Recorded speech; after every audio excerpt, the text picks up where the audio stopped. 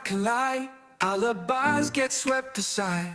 I got proof that can't be denied. The data don't lie, people do. Waves crashing, secrets in the tide. Facts and numbers side by side. Through the chaos I will abide. The data don't lie, people do. Look at the records, feel the vibe.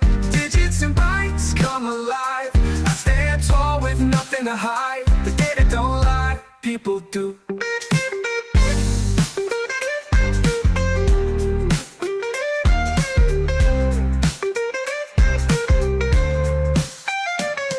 May twist and tongues may tie. Plausible tales shape the sky. In the end you can verify. The data don't lie, people do. It's in the matrix beyond the eye. Hard truth that's flying by. Evidence you can't defy. The data don't lie, people do. Look at the records, feel the vibe. Digits and bytes come alive. I stand tall with nothing to hide. The data don't lie, people do.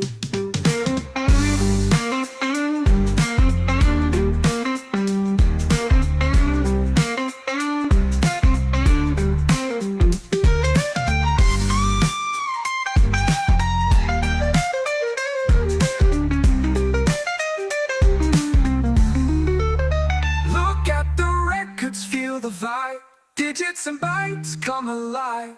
I stand tall with nothing to hide. The data don't lie, people do.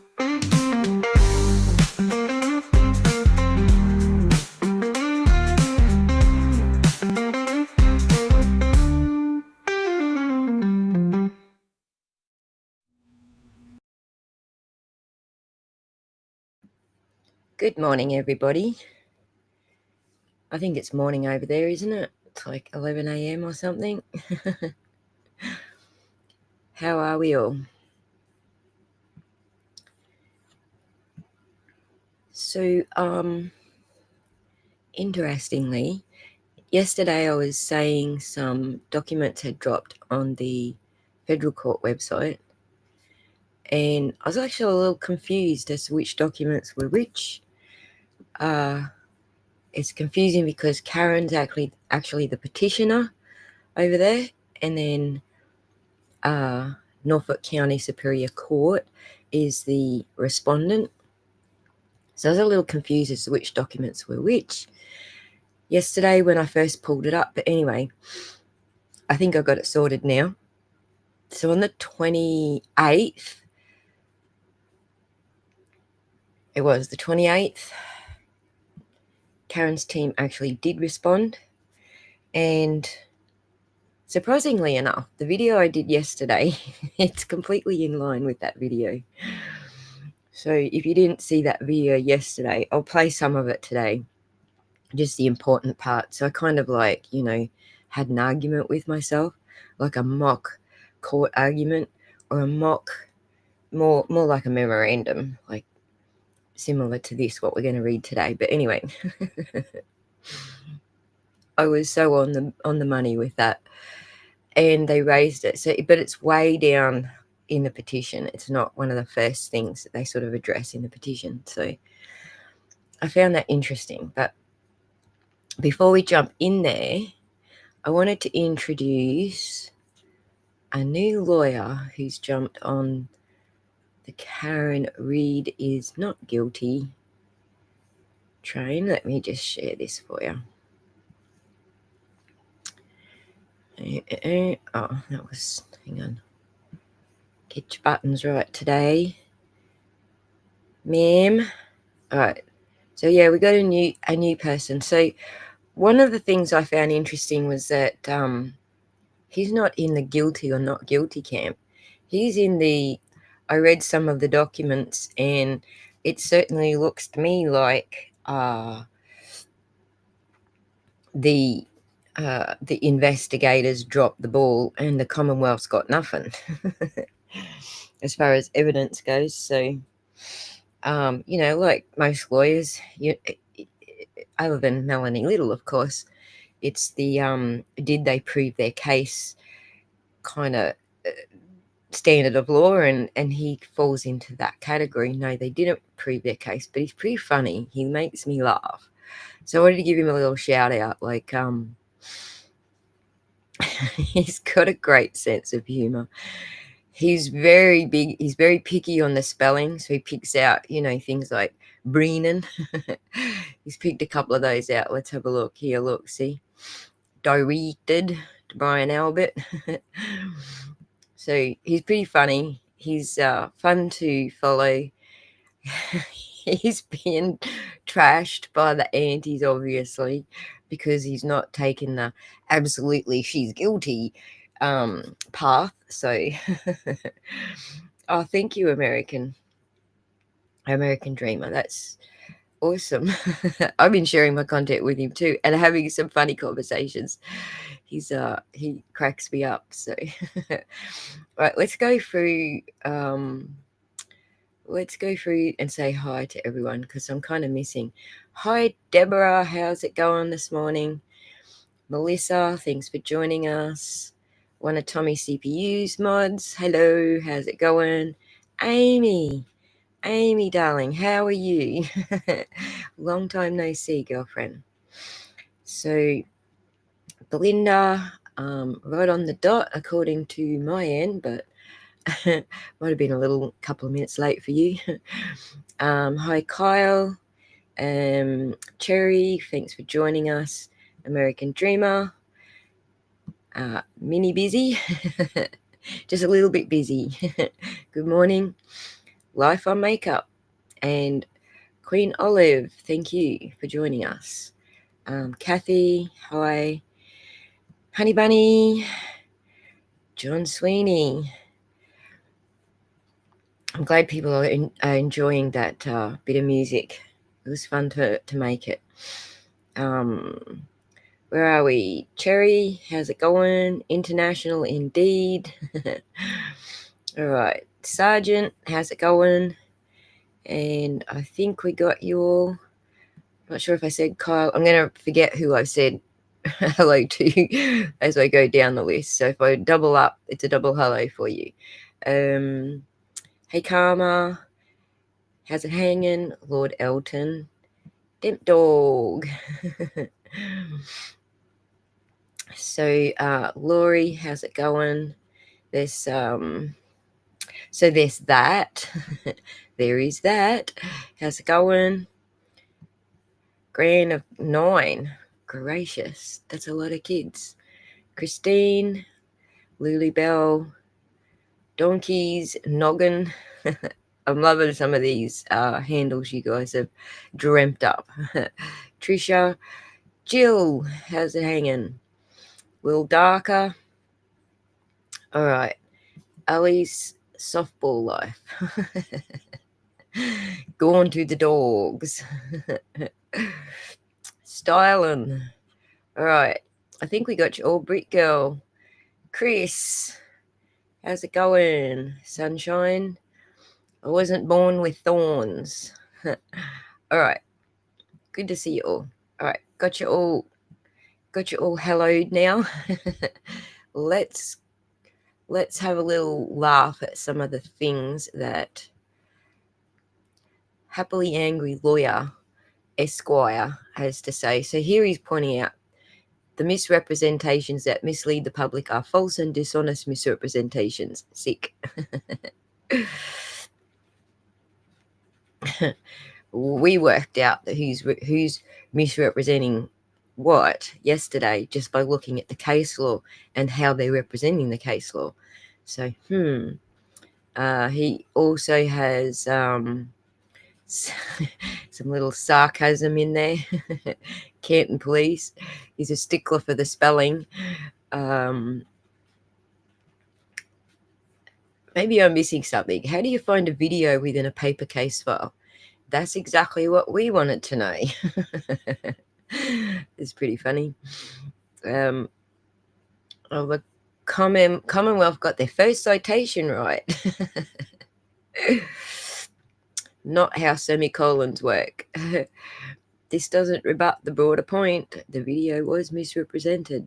So he's pointing out here, depicting that the camera captured all the video in an inverted fashion to rebut the defense's suggestion that video had been tampered with semicolon, and consistent with not how they work. And it doesn't rebut the argument either. So, we're getting quite used to the Commonwealth's word salads. I think he's just getting his first introduction to the word salads here. So that's awesome. Corn Pope, where are you? Glenn, how's it going? Cheryl, thanks for joining us. There she is. Hey, Corn Pope. Michelle is with us. You were going to bed. But I'm happier that you were going to bed and not I'm about to start driving and typing in the chat at the same time. And Laurie, it's all right. You haven't missed anything, Laurie. It's all good. Indie girl, how's it going? So yeah, if you're on X, he's well worth a follow. He's funny. He's upbeat. He's got some of the best comebacks with some of the aunties. It's pretty funny. When he said, like I'm just in the Commonwealth do not prove their case theory in addressing how the aunties are attacking him, I said, well, them's fighting words because you're supposed to be, on the far opposite she's guilty side. And his reply was pretty funny. It was something like, let me find his reply. His reply was, we should fight. It's effing on. So he's a great laugh. He's worth the follow if you're on X. And if you're not on X, I'm going to probably start most of my shows with having a look around what's going on for the day. Just waiting for people to pile in. But anyway, good girl. Whoops. Good girl. Good thinking, 99. So I don't know if anyone else is aware. Michelle's Australian, but in Australia, we have laws against texting and driving. So if you're seen on your phone while you're driving your car, you're probably going to get a fine. I don't even know how much the fine is because I don't do it either. So, Jessica, hey, me and my Nan watch your videos every day. FKR, Justice for John O'Keefe. Woot, woot. Hey, Nan. Okay. So, let's get into it. Let's switch over to, we'll probably start with, that's the memorandum. Let's, so on the 26th, I'm not going to read this because it's boring as batshit. Because you know what the Commonwealth's like to listen to. They're just a pain in the ass. But anyway, respondent being the Commonwealth, they're sticking to their SJC story, right? So their procedural posture actually relies on obviously general mass laws, but it relies on the but for some reason I can't think of the name of it. The B defense, no, the B case. Meh.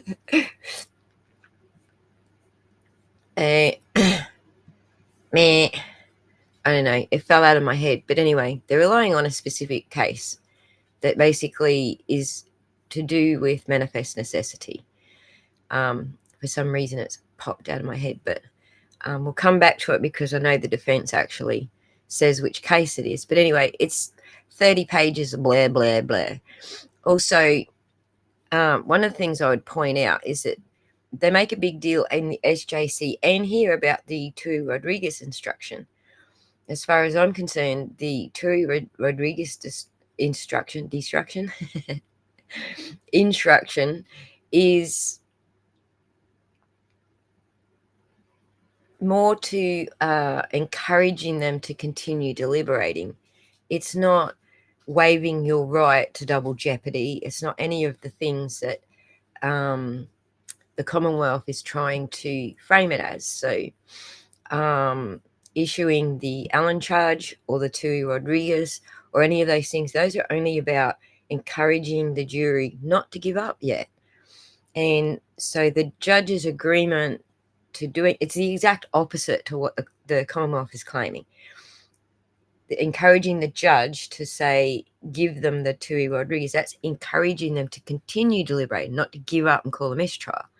So the fact that the Commonwealth is using it seems like it's probably a bit weak for their argument. But most of their argument does rest on manifest necessity. Now, in the video that I put out yesterday, we firmly established that manifest necessity is after the judge has called the mistrial.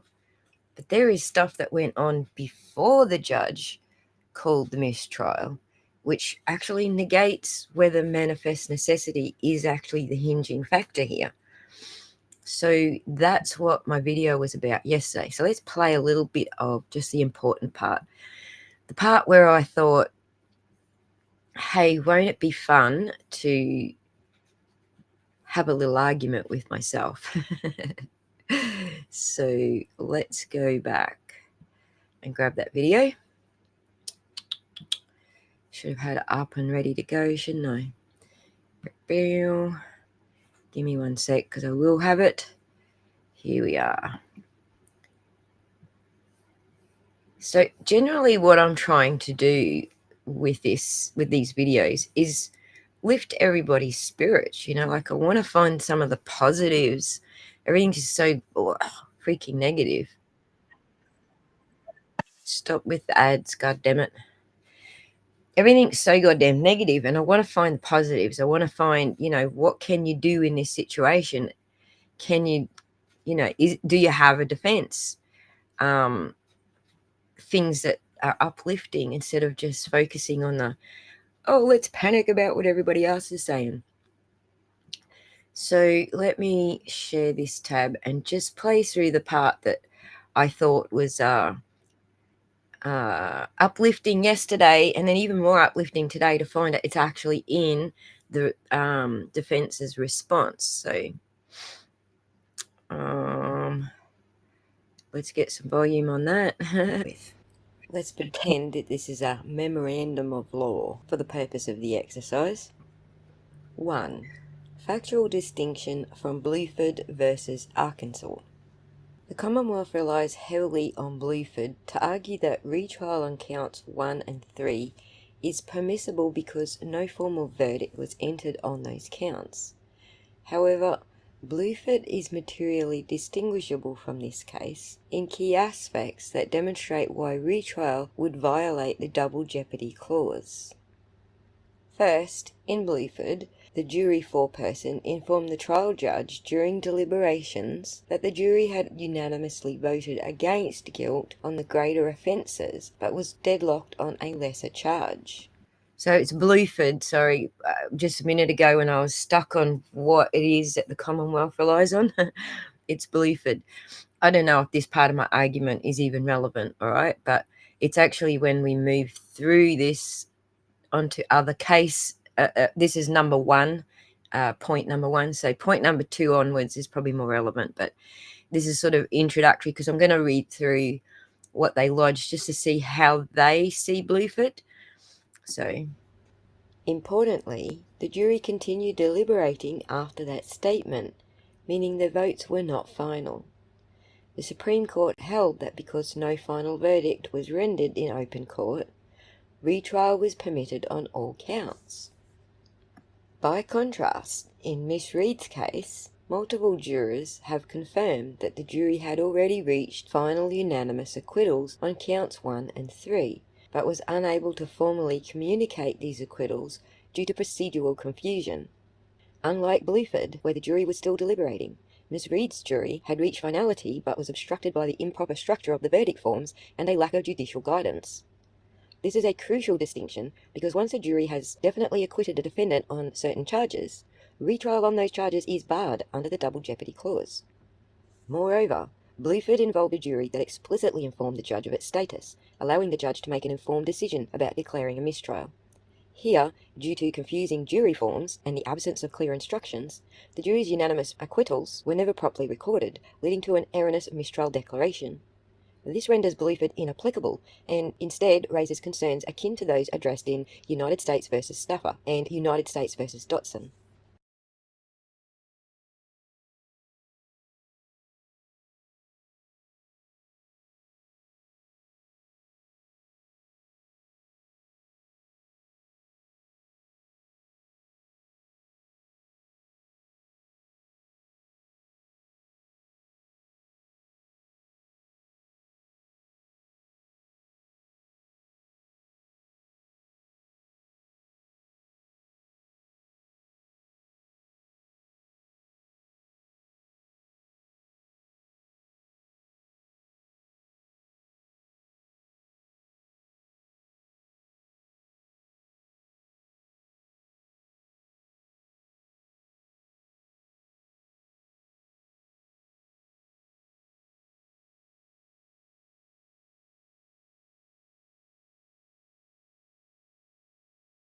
Two, Stauffer and juror confusion regarding the forms. The procedural failure in this case is more closely aligned with United States v. Stauffer, in which juror confusion over verdict forms resulted in an incorrect reporting of the jury's intent. In Stauffer, the jury had mistakenly swapped verdicts on 2 counts due to confusion regarding the structure of the verdict form. When the error became apparent, the trial court corrected the record to reflect the jury's true intent. Here, the initial jury forms provided to Miss Reed's jury did not contain a not guilty checkbox, leading to confusion about how to properly indicate an acquittal. This issue was raised before deliberations, with defence counsel arguing that the forms were misleading. Although the trial judge initially dismissed these concerns, she later revised the forms to include a not guilty option, but did so without instructing the jury on how to use them. This change, implemented mid-deliberation, compounded the confusion and resulted in the jury being unable to properly report its final decision on counts 1 and 3. As in Stauffer, the confusion over how to complete the verdict forms prevented the jury from properly expressing its unanimous acquittals. This procedural failure was not the fault of the jury, but rather a direct consequence of inadequate court guidance. Given that the jury had reached an actual acquittal on these counts, the appropriate remedy is not a retrial, but recognition of the jury's original decision, consistent with Stauffer. Meet Brie. She's always saying, I'll do it someday, constantly burned out with work. Her potential, just sitting there, waiting. Then motion happened. It's like... Go away, Ace. Dotson and the remedy sought by Miss Reed. The remedy sought by Miss Reed in her post-trial motion aligns with the principles articulated in United States v. Dotson. In Dotson, the jury mistakenly recorded a guilty verdict on a count they had actually agreed was an acquittal. Upon discovering the error, the court relied on juror affidavits and post-trial inquiry to correct the verdict and enter the acquittal as originally intended. Ms. Reed sought a similar remedy when the jurors came forward after trial to confirm that they had reached a unanimous decision to acquit her on counts 1 and 3. Instead of allowing these jurors to clarify the true verdict, the trial court refused to engage in any inquiry, opting instead to maintain an erroneous mistrial designation that ignored the jury's actual decision. Under Dotson, the courts have the authority to recognise when a jury's intent has been procedurally obstructed and to correct the record accordingly. The failure to do so in Miss Reed's case violates her constitutional protections against double jeopardy. 4. The Commonwealth's improper focus on extraneous matters. Rather than address the fundamental issues surrounding the jury's failure to communicate its final verdict, the Commonwealth has improperly fixated on irrelevant external factors. The Commonwealth's primary juror affidavit, believed to be from the jury foreperson, does not dispute the central fact that the jury had reached acquittals on counts 1 and 3. Instead, it raises concerns about extraneous publicity and personal safety, neither of which have any bearing on whether the mistrial was improperly declared. This misdirection is significant because it underscores the Commonwealth's attempt to avoid addressing the core double jeopardy issue. The question before the court is whether the jury's actual decision was improperly disregarded due to procedural confusion, not whether the trial was high profile or whether the jurors had post-trial concerns unrelated to their verdict. By focusing on these directions, the Commonwealth concedes the absence of any substantive rebuttal to the defence's argument that the jury had already acquitted Miss Reed on 2 counts. 5. Conclusion. The Commonwealth's reliance on Bluford is misplaced because, unlike in Bluford, Miss Reed's jury had already reached final unanimous acquittals before the mistrial was declared. The procedural failures in this case, confusing jury forms and lack of judicial guidance, are more accurately addressed by Stauffer, which recognises that verdict form confusion can prevent a jury's true decision from being recorded, and Dotson, which permits judicial correction of a jury's misreported verdict. Because the jury had already acquitted Miss Reed on counts 1 and 3, retrying her on those counts would violate double jeopardy clause. The appropriate remedy is not a retrial, but a recognition of the jury's original verdict, which was improperly obstructed by preventable procedural errors. Accordingly, this court should grant relief consistent with the holdings in Staffer and Dotson, and bar retrial on counts 1 and 3. Unmute. Got it. I remembered to do it this time. Okay, so that was my mock argument or my mock motion that I thought of yesterday, and I did it really for for my own mental health because everything's been frustrating the crumbs out of me, and I wanted to know, what arguments could be raised regarding that specific issue, because it's not just annoyed me, it annoyed everybody, the way the judge handled the form, the way the judge handled the when she fixed up the form and then gave it back to the jury. She didn't give them any further instruction. She didn't explain to them, look, the last form I gave you didn't have this, but this form now has that.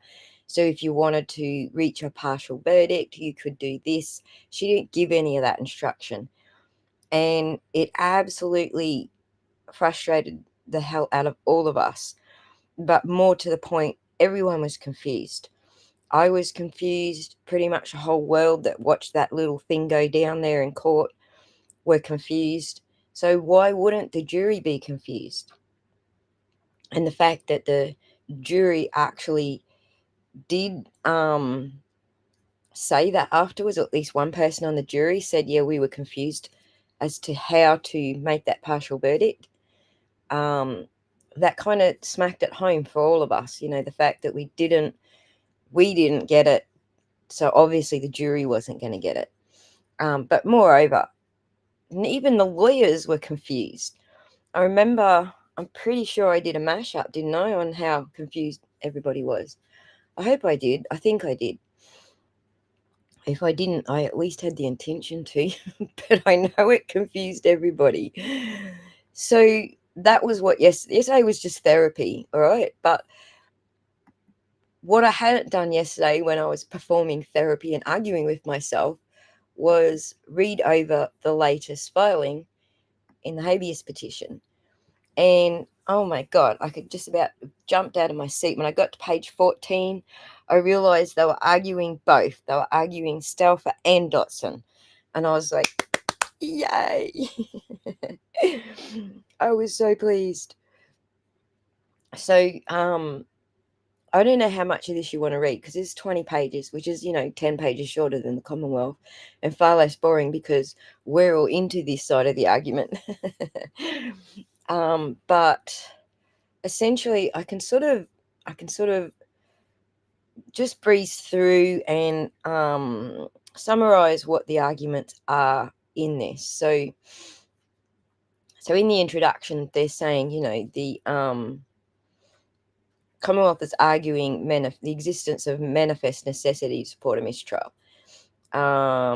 A criminal defendant may be retried where A, the record reflects no consideration by the court of any alternatives to the declaration of mistrial. B, the court never consulted with counsel regarding its intention to declare a mistrial or even mention the possibility before declaring a mistrial in open court. And C, the hang on, I got to remember how to say this word. The precipitously declared mistrial and discharged. The court precipitately declared the mistrial and discharged the jury without evidence of any consideration of the defendant's valued right to have her guilt or innocence determined at a single trial. So A, B, and C is what we are going to cover first, essentially. So the standard of review, so they're going to cite some case law summarising Miss Reed's opening memorandum, the first document that was filed, which was obviously okay because otherwise they wouldn't have fast-tracked this and set a date already. So we know that argument was good because she's in. She's at least getting March the 5th, I think, getting at least a preliminary hearing on what's going on here. So, point 3, the prosecution is barred because there was no manifest necessity to declare a mistrial on counts on which the jury was not deadlocked. So obviously we're going to go through those points which were raised at the SJC. So one of the important points that they make in discussing what happened at the SJC versus what's supposed to happen in the federal court is that the federal court is the overriding law in America, and the SJC is state law. So they do actually point that out, and it's something that I've been trying to put focus on for quite some time. So there's arguments about the First Circuit because I think another circuit disagrees with the First Circuit. So they focus on the First Circuit, but the reason that they're focusing on the First Circuit is because it didn't fall under, there's 2 different sections of United States. Let me think about this. The record reflects no consideration by the trial of any alternatives to a mistrial. And then C, which is the Commonwealth has not satisfied its heavy burden of establishing manifest necessity based on the existence of a genuine deadlock. So that's your A, B, and C. D, the court should reject respondents' alternative argument that Miss Reed consented.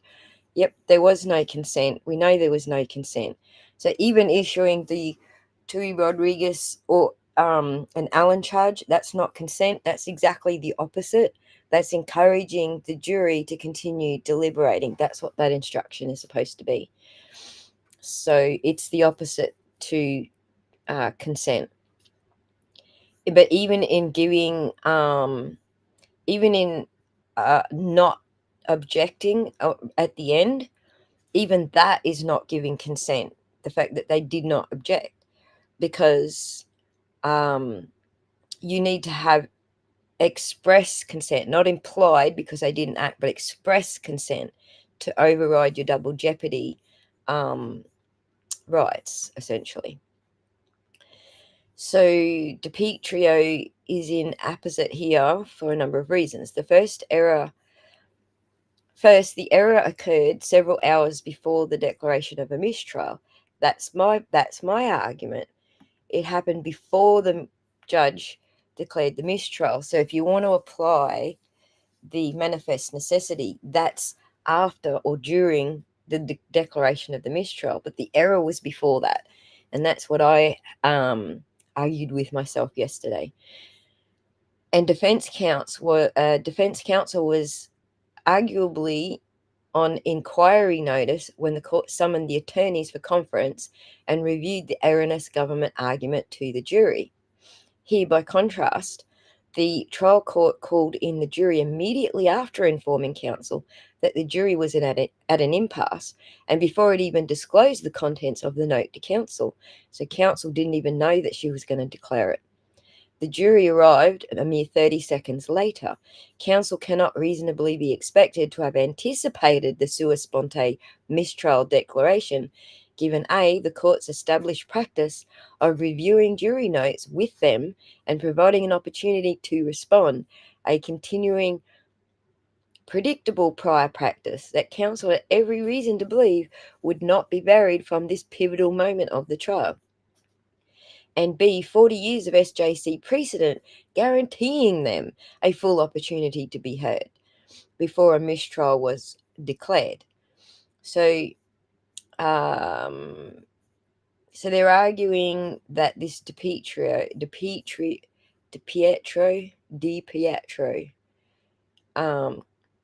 ruling, previous case law, found ample opportunity to object when the mistrial decision was declared. Such an opportunity to object in the presence of the jury is not sufficient, whereas here a mistrial is declared for a jury deadlock. As one authority heavily relied upon, DiPietro observed, when defense counsel objects in the jury's presence after a mistrial declaration due to jury deadlock, he endures the risk that the jury will hold him responsible for compelling them to continue deliberations contrary to the opinion of both the judge and the jury. Finally, while the Pietro court noted counsel's failure to object after the jury was dismissed in combination with the other prior opportunities to object, such an after-the-fact opportunity standing alone does not rise to the level of consent, and that's what I found in my research. That consent has to be expressed, not implied. Noting that district court only addressed counsel after reading and affirming the verdict in open court to ask if there was anything else before discharging the jury.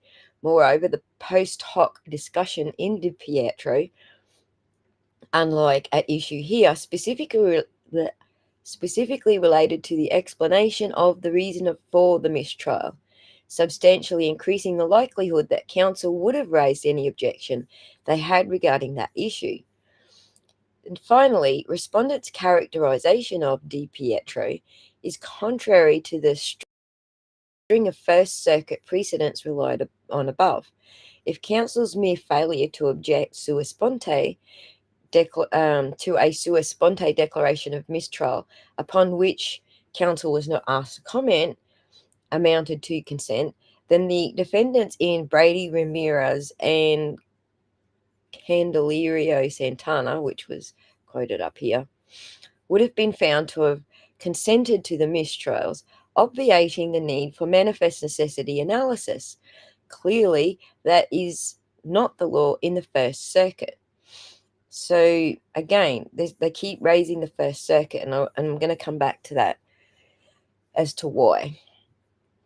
I think it's down here on the next page. So the jury's unanimous conclusion following trial that Miss Reed is not guilty on counts 1 and 3 constitutes an acquittal and precludes re-prosecution.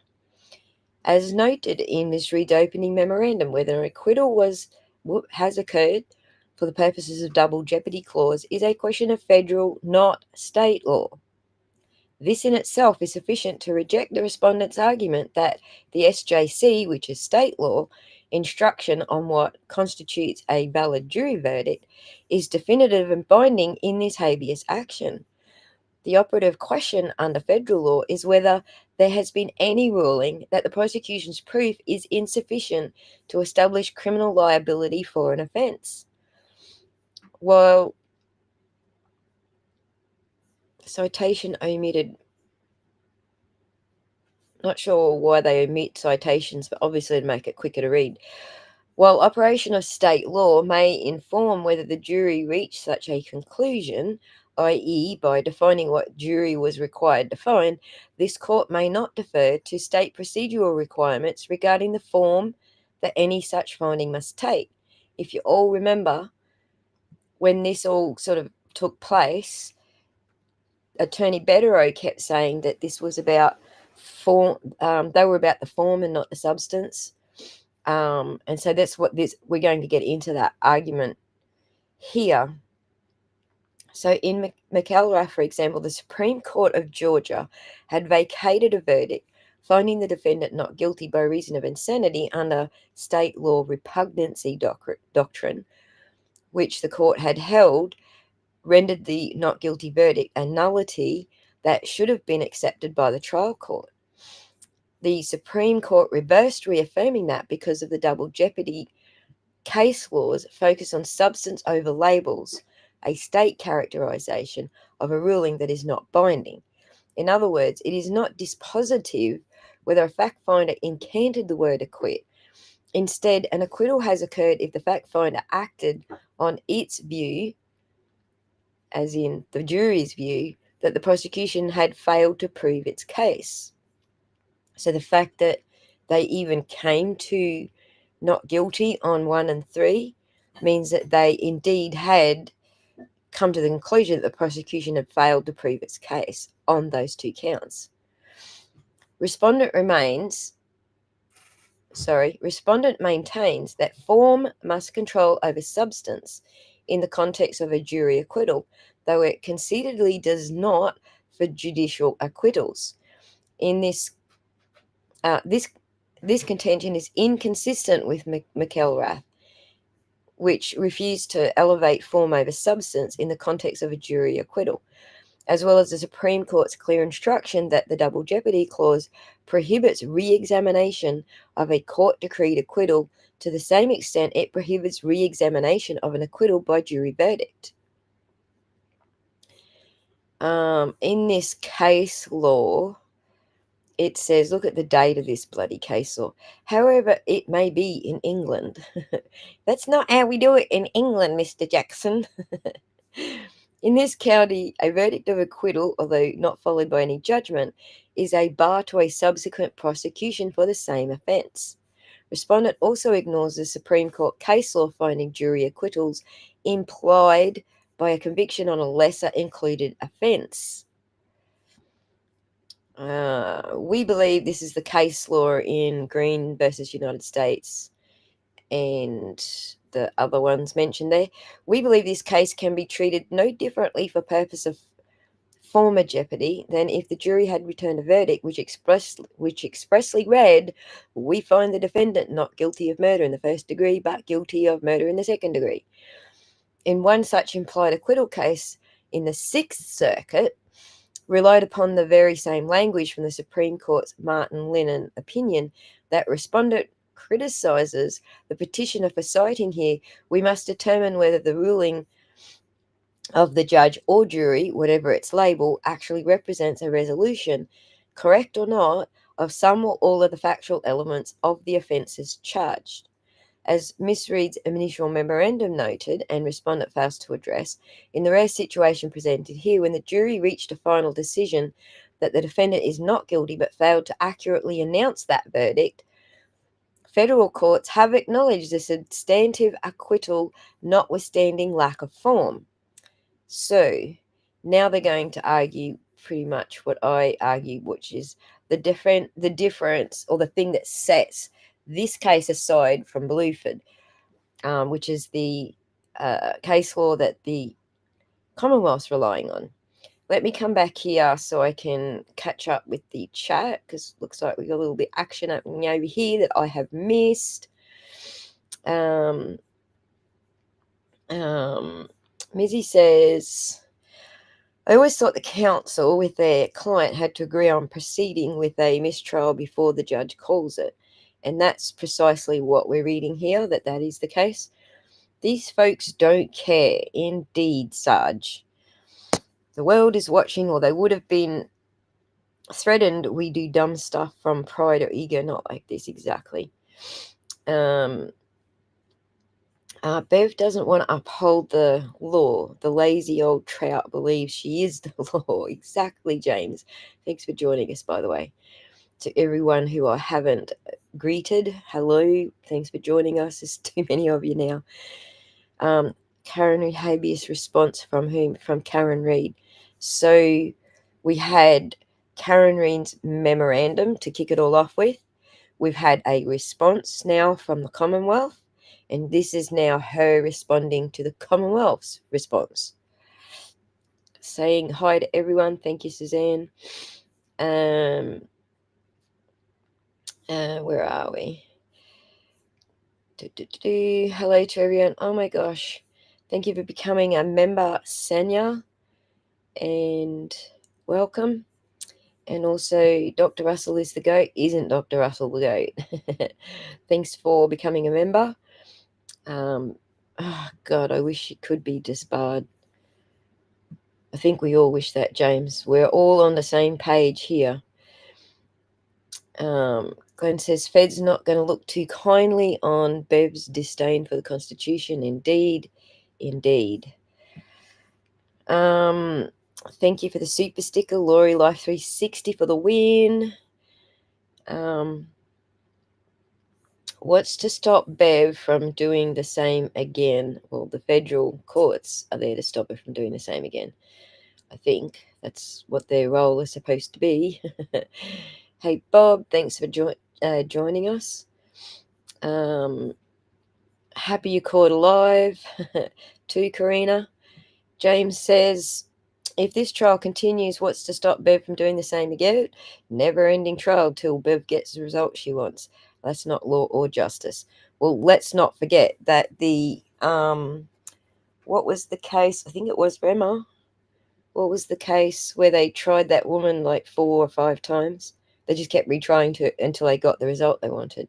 So been done before, not just by Bev. So, and that was in Massachusetts as well. Bev needs to go. Agreed, Buzzcat. Thank you for the super chat. Serenity, thank you so much, Ozzy. Your overviews are outstanding. Thank you. Like I said, it's therapy for all of us, not just for me. I mean, primarily I do it for my own therapy because this case frustrates the hell out of me. But I'm doing it for all of our therapy because if we don't hear how this is supposed to work and we're just seeing how it's not working, then it is very frustrating. So it is more therapy than anything else. This one came out on the 28th, so not yesterday, but I think it was the day before. So, and I did have it yesterday when I went live. I just hadn't read it yet. So I had my whole little thing going yesterday that I wanted to read and hadn't read this yet. So, but we're getting to the arguments that I just argued with myself that are actually listed here in the document. So let's move on. Thank you, May, gifted a membership. And it looks like JC, the music man, received that. Dr. Russell, thank you for the gifted membership. Suzanne, you are a winner. So welcome aboard, Suzanne. And thank you so much. Dr. Russell is the GOAT.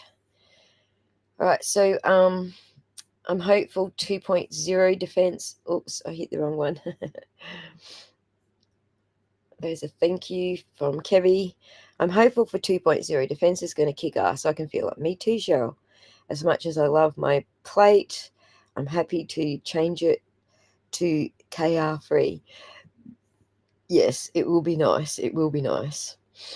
Okie dokie. So let's go. Thank you, Dr. Russell. You are awesome and you are sharing all of this awesomeness with the people. So I gotta remember where my tabs are. Let's go back to it. Okay, so in Blueford versus Arkansas, as previously stated, was decided based on a lack of finality, not form, finding that the 4-persons report before the jury was sent back to continue deliberations lacked the finality necessary to amount to an acquittal, quite apart from any requirement that a formal verdict be returned or judgment entered. Respondent admits as much, so the Commonwealth, being the respondent, admits as much, but faults the petitioner for making a flawed assumption that the purported juror statements at issue here reflect the jury's position at the end of deliberations, not during deliberations. So that's exactly what I pointed out. As an initial matter, the affidavits at issue were all executed post-trial, and none suggest that the agreement to quit Miss Reed was tentative or changed at any point. In fact, one juror specifically recounted that after the jury was excused and aboard the bus, many of the jurors appeared uncomfortable with how things ended, wondering, is anyone going to know that we acquitted Karen Reed on counts 1 and 3? More fundamentally, to the extent that there is any doubt regarding the finality of the jurors' agreement, the remedy is to conduct a voir dire as discuss infera. Another Latin term, I don't know what that one means, infra. We need to find what that means because I like to know what my Latin is. Latin.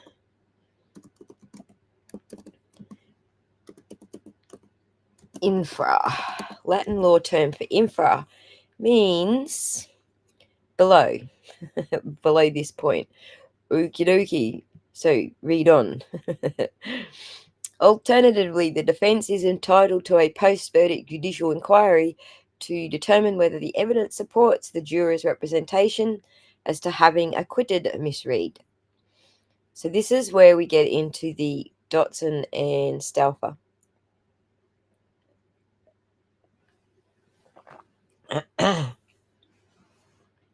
Miss Reed has clearly stated her burden of production to establish an entitlement to further inquiry regarding her acquittal. This is what she originally asked for, was just voir dire them. Contrary to respondent's characterization, there is no indication that the affidavit submitted by Miss Reed that the jury determination was preliminary or the result of mere straw poll.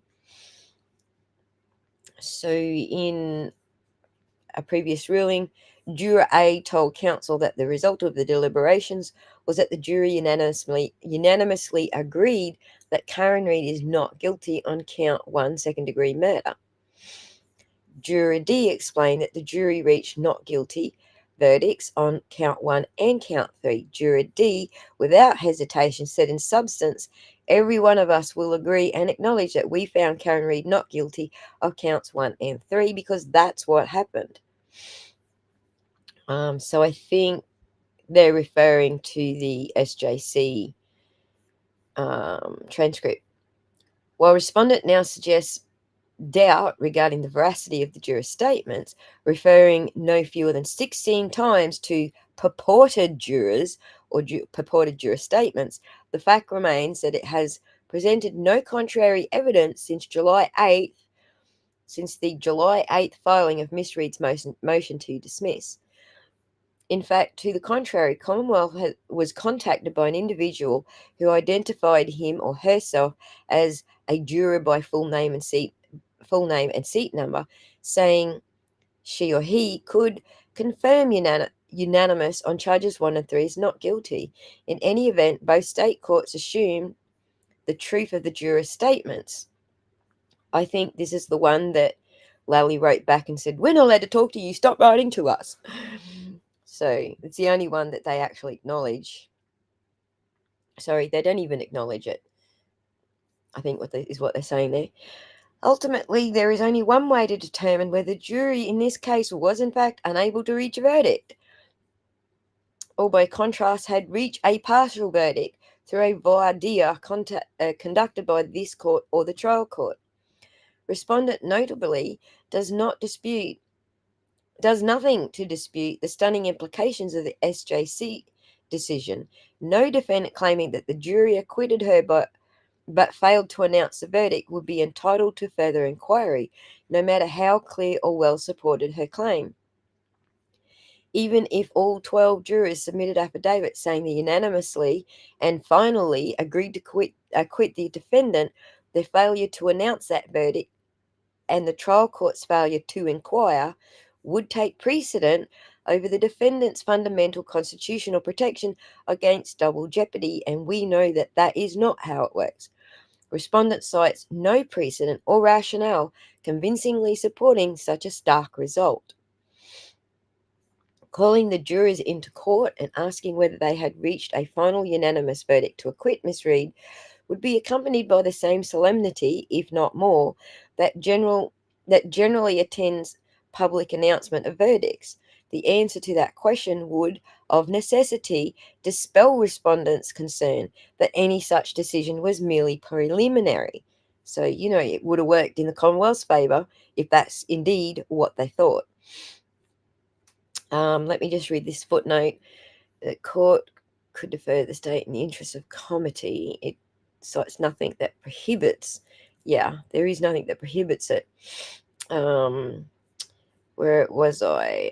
Dispel the respondents' concern that any such decision was merely preliminary as opposed to final. It would also confirm that the defense affidavits already expressly state that all jurors, not just some, agreed Miss Reed is not guilty. We've also had a more recent statement from Ronnie saying that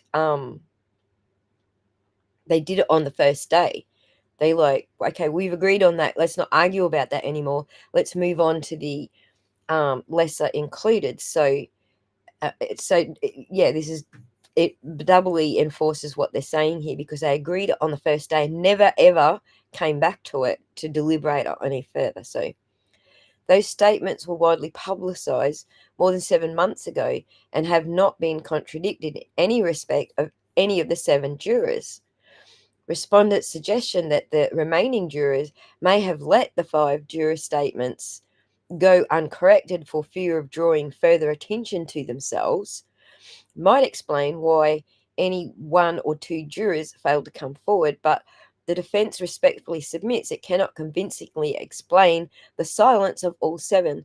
In any event, it is a matter readily discernible from the requested voir dire, which could be conducted anonymously. So they could get all 12 in to settle this one way or the other. And we know the Commonwealth is arguing point blank, we are not going to settle this one way or the other. What we say goes, and that's it. Final. So let me have a look at what I have missed before we read on. It is madness doing what Bev does, considering how many people are watching. Indeed, Sanya. And no wonder Bev was shaking and quaking. Indeed. Bev hates the defense because they have everything she sold out. Exactly, Colin. Thank you, Connie. Even hand-picked jury foreman voted not guilty on 2 charges. Exactly, Glenn. And that was the thing that stood out the most about the hand-picked jury foreperson's communications after post-trial communications. They didn't even care that they had actually voted not guilty on some charges. Didn't even come up. Wasn't even a consideration throughout the entire 5-6 page affidavit. Thank you, Piney Woods. Law and crime. Appreciate that. I hate it when a Latin term comes up and I don't know what it means, because I really do like Latin and I do like learning all the Latin terms. And I've learnt so much just by studying commercial law and international. I've learnt a lot of Latin, so still learning. Glenn says, I'll take a corrupt judge. I'll take corrupt judge for 1,000. Alex, ta-da! Double jeopardy. If Bev knows, Karina says, if Bev knows this is all over now, why is she being such a see you next Tuesday towards Alessi?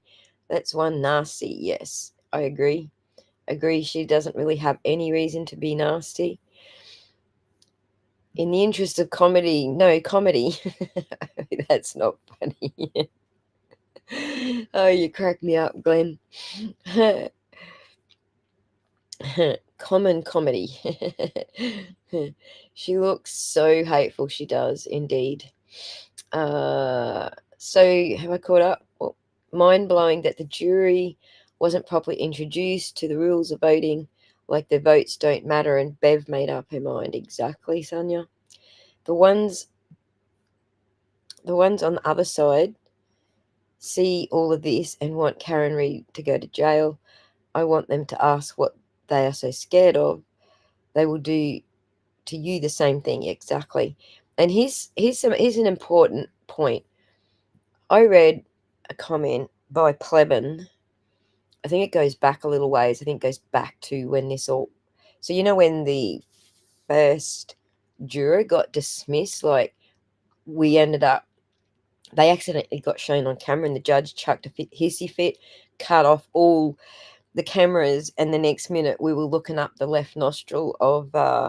what's her name with the funny hat? I can't think of her name for some reason. The IT expert. Anyway, Plevin posted that he knows who it was that dobbed that juror in and got them thrown off of the jury. So that's worrying. That's concerning in itself. Not sure that you'd want to bring that up in a habeas and create a shit fight over that, because I think that there's strength already in the things that they're arguing. But nonetheless, that is worrying that the antis had a role in kicking someone off the jury, yet they turn around and point fingers saying that the pro side have tampered with the jury. Plevin's admission there proves that they tampered with the jury. Send all the naughty nun-like hitters up. The Commonwealth need charge 2 to remove the McAlberts from... hang on. The Commonwealth need to charge to remove the McAlberts from further investigation. I'm not sure. It might have been a typo there. Jessica, thank you, Jay. Jessica Hyde. They should at least tell them what reasonable doubt. They should look. First of all, that's one. But then before that even happened, the judge didn't even instruct them on how to reach a partial verdict. So with the do-rag, yeah, that one. Tara, no, I'm not a lawyer. I just like to jump down rabbit holes. But as I've said multiple times now, I did study common law, so I know how to look up case law, and I did study international law, which is so not based on case law. Not sure if it's a do-rag or a turban. Let's call it a headpiece, a hit piece. Jim, exactly. It is a little bit of Darvo, right? I mean, I see this all the way. Whether you're talking about the antis having a go at the pros, or whether you're talking about the Commonwealth having a go at the defense, all Darvo, right? It's not the size that matters, it's the lack of motion in the motion. Exactly. All right, so that was at Bob. Boda Bob. Anyway, let's continue reading because this gets a little exciting from here. Now that I've caught up with y'all guys, I don't actually know where we got up to. The inconsistencies. That the jury unanimously acquitted Miss Reed of 2 or 3 counts pending against her, including the count alleging second-degree murder. The inconsistencies cited by respondents simply pale in comparison and are irrelevant to the double jeopardy issue. Asking the jury whether it reached a verdict does not infringe upon deliberations. No, it doesn't. Rather, it is respondent that seeks to inject issues regarding deliberations into the inquiry by raising peripheral and constitutionally irrelevant matters regarding the jurors' statements. Did I not say that myself, that they're focused on anything but the actual issues here? The publicity outside the court is not relevant to what's in question here. But the respondent fails to articulate how any such peripheral issues could change the inevitable constitutional effect of a statement by all 12 jurors that they reached a final unanimous conclusion that Miss Reed is not guilty of murder. See McElrath. We simply cannot know why the jury in this case acted as it did, and the double jeopardy clause forbids us to guess. So if you're forbidden to guess, then you have to ask them. Even assuming arguendo that, contrary to the petition's contention that the requested voir dire would violate the Federal Evidence Rule 606, respondent does not dispute that such evidentiary rules cannot extinguish a criminal defendant's fundamental constitutional rights. Miss Reed, who, absent intervention of this court, will stand trial for murder beginning April 1st, self-evidently has a powerful interest in determining whether she was in fact acquitted of that offence by a jury of her peers. But that is not the only interest at stake here. Democracies die behind closed doors. I have been screaming this from the rooftop, right? That this is a matter of democratic see, in the democratic justice system, if you want to be a country that has no justice, you're going to be viewed by all the democratic countries that do have a justice system as being unjust, let's say. So if we want to claim that we're a just system, that those of us in the West would forget the word democracy because everyone argues about that, but if we want to argue that we are just and the others aren't, then we need to make sure that ours are not dying under oppression, let's say. As the SJC observed in a case cited by the respondent, an inflexible rule like that imposed here, including all juror testimony, achieves stability at the expense of doing justice between the parties, a result not consistent with the ideal of a trial by an impartial jury. I need to stop for a second. My eyes are. We're on the last sentence. Educational purposes. What am I missing? It's not the size. It's not the size that matter. It's the lack of motion in the motion. I like it. So that's where we were up to. Aussie is good at diving down the rabbit holes. I try to be. Right. I'm not sure that I'm always correct. So when I find motions that support things where I've dove down a rabbit hole and made some analysis, when I see it supported in motions, then I can say, well, look, I was correct about that one. So, but I don't necessarily believe I'm correct on everything because I'm not a lawyer. I just like to see confirmation. So, Karina, got to take my hat off to you, Aussie. I was once fighting justice for my son with learning disabilities, and that absolutely broke me. I didn't know anything about law, just a mum trying to survive. Do you want to know the funny thing, Karina? The only reason I ended up looking at constitutional law and excuse me, things like that is because my son got himself into a pickle as well when he was a teenager. So he's barely 18. So, bam, turned 18. A month later, he's in a pickle. Oh, you're an adult now. But yes, I ended up having to be his defense because no one would represent him. So you learn a lot when you're thrown in the deep end as well. The County of Norfolk, Capital Canton, the People's Republic, the Country of Norfolk. Gotcha. All right. That's right. They're wombat holes here because they're actually a little bit deeper than rabbit holes.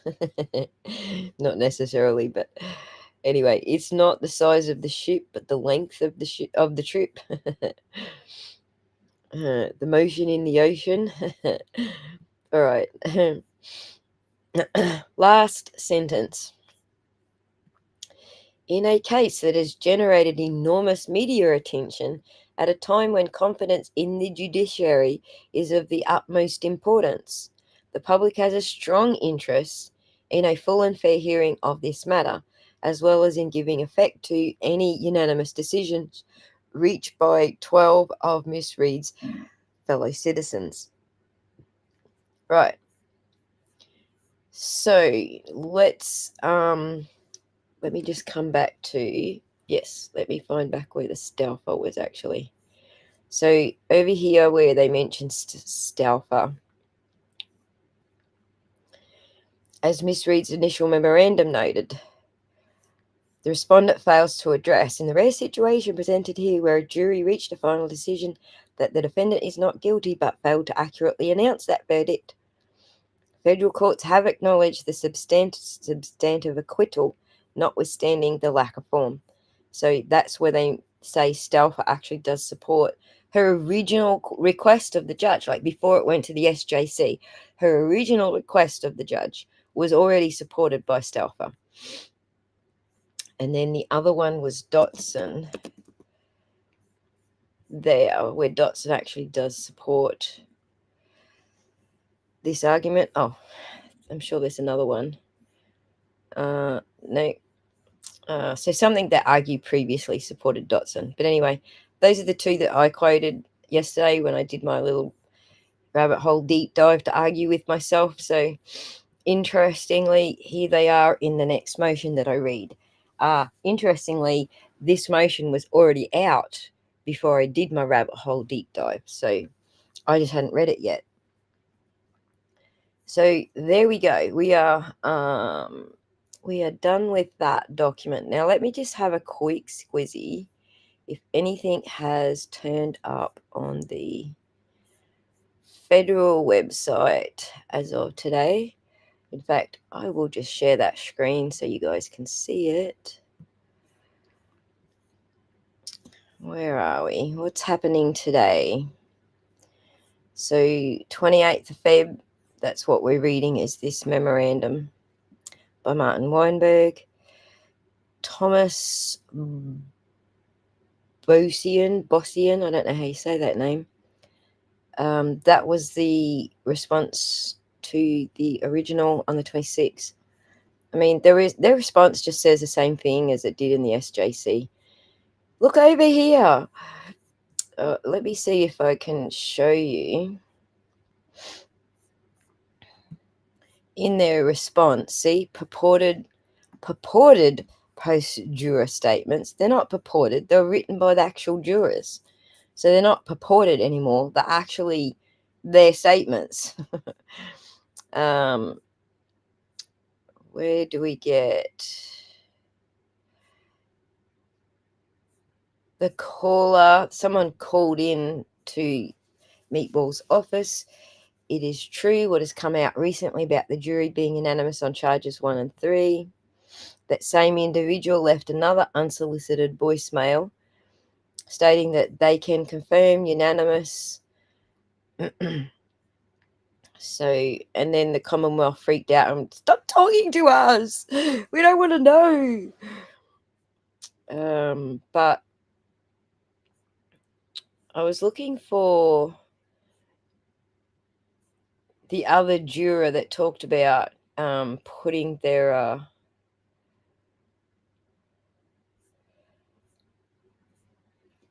where is it? The jury foreperson's affidavit.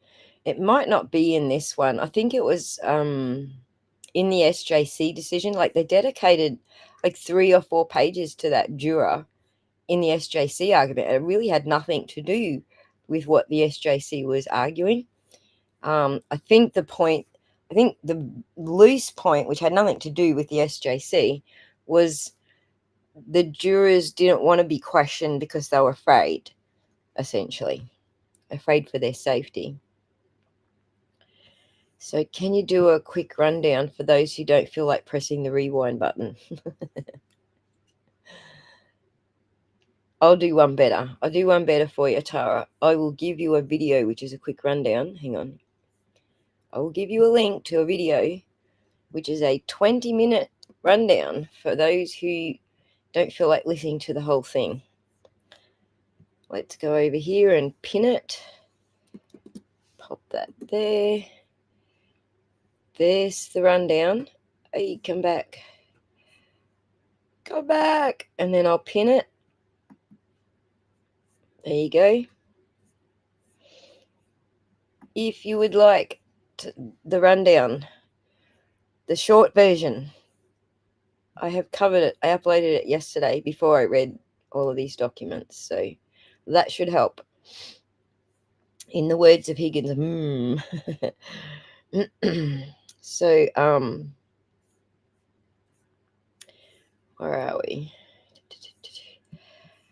Karina says, funny thing is I had to stop being determined and focus solely on my son in order to save my relationship. I am thankful that I didn't give in for that reason. That it's hard. It's hard to juggle between when you got other kids as well. So yes. Absolutely. It's very difficult. So I'm going backwards now instead of forward. So I might be doing answers to things before I know the questions. My wife gets mad when I refer to the ocean that way. Why isn't anyone with higher authority taking notice and doing something about this? I just don't understand. Well, that's the point we're at now. They can't just jump in and overrule. Like nobody in the state can just jump in and overrule the judge or do anything, or even initiate any of these kinds of appeals to other courts. Only people that can do that are the ones who are affected by it, being, the defense. So I don't know that any other high authority can take notice and do something about it. The higher authority that was investigating it did take notice, did investigate it, and did submit 3,000 pages of evidence. Whether or not it was all used at trial, is another question. We might not have seen even 1/10 of what the federal government submitted, because it depends on what they wanted to use at trial. We know the Commonwealth used zero at trial because all of it proved their theory was not right. But the defence may have thought, if we end up with a retrial, mistrial, trial 2.0, we're going to need some of this shit. That could be on. I just look right back to the start at the forethought David Yannetti had when he first represented Karen in the very first arrest hearing. I forget what you call it. It's jumped out of my head for some reason. But yeah, he's had a lot of forethought. Said, I got every confidence that he does have a ton of forethought, and he's got a lot up his sleeve about what can be used later, either later at appeals or later during trial 2.0, or even later other federal habeas petitions. I'm sure he's got it all organized, and he's got a really good team that is experienced at all these different facets. So welcome to Democratville, Massachusetts. All things in that state are a fraud, a scam, and 100% corrupt. What else have we got? Ali timeline needs investigating. Ali's timeline, right. A lot of timelines need investigating. Arraignment, thank you, Dr. Russell. That was the word I was looking for. Thank you, everyone. God, I hate it when words jump out of my head. That's why I prefer to do pre-records, because then people don't notice that words are jumping out of my head.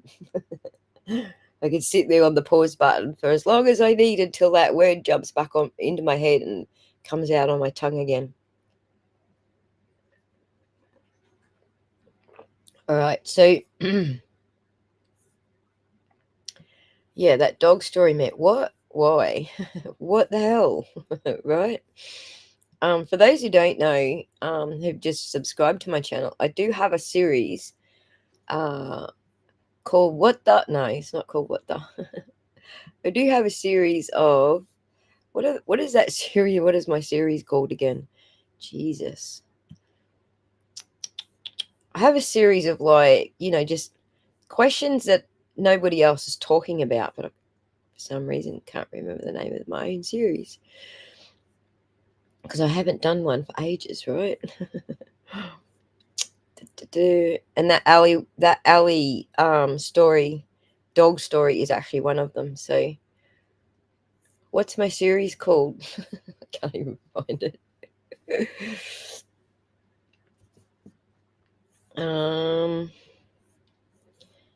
Geez, I haven't done one for quite some time, right?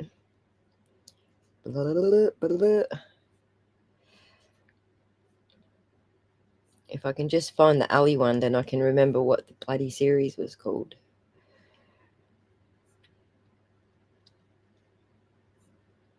Looking.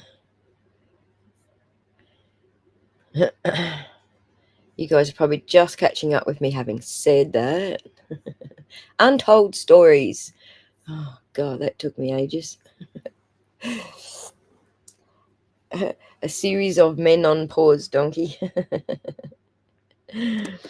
Okay, search for untold stories in videos. There you go. And then you'll get the whole, I think I've got about 8 or 9 of them, untold stories. Just things that the media is not putting any focus on whatsoever, but raises questions. We have questions. So, yeah, look up the Untold Story series. Pretty sure I got some more to add to that. But, things are just heating up with this as we get closer to trial 2.0, chronically. So,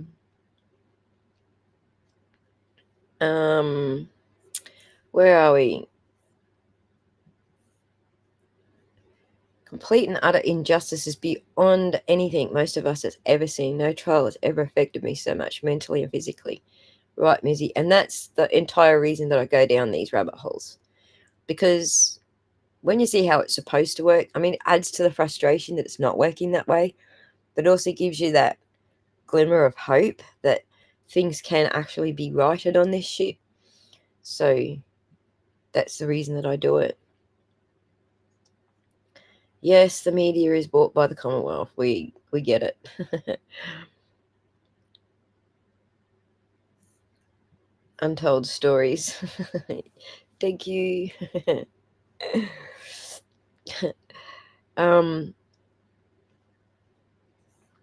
Cheryl says, yes, I think it was either to cover anyone seeing a dog in a car, or if dog hairs were discovered in Jen's Jeep, or to add to her timeline. I think it was about she might have been seen with the dog and possibly have dog hairs in a car. So the dog hairs in a car could be explained away, because dog hairs, I believe they babysit the dog sometimes, and the dog was back and forth, so the dog hairs could be explained away. But if she was caught on CCTV going past, the library, Canton Library, or what was the other one? The church. She may have been seen with a big dog in her car. I never thought I'd be standing outside a courthouse in support, getting a license plate and giving money to a complete stranger. Indeed. So, thank you for the super chat, Mizzy. What do you think about the theory of truth and transparency? I don't think about the theory. It's her theory. She's welcome to it. There are patterns with the phone data that don't match up, but the theory that John's phone matches closely with Jen's phone is really the only thing that I was interested in there. I wouldn't understand half this stuff if you hadn't taken time to break it down and share your thoughts. Right. So even the video I put out yesterday, it was a simplified version in plain English of, the 20-page argument that the defense ended up putting out. So when you're getting the broken down version and it's explained how I came to this conclusion, what I researched to come to that conclusion, what the answers were that I found while I was researching to come to that conclusion, that helps us to understand the motions and the responses and the habeas petition and everything in between. So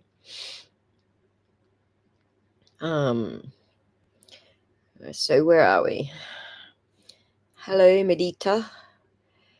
I just arrived. What does the winning on the topic mean? The winning means that they're making all the good arguments that are going to... So the stage of the federal petition that we're at right now, the habeas petition where we're at right now, is the federal court is still deciding whether they will review the situation or not. And so they've both been asked, submit your arguments, tell us why we should review it. And so the winning part of what we just read in the defense's response to the government is that Dotson and Stalfer actually support the federal government reviewing it. So we're still at the are they going to review it stage. Who's making the best arguments as to whether they will review it? And right now, the defense is on fire. They're making the relevant points.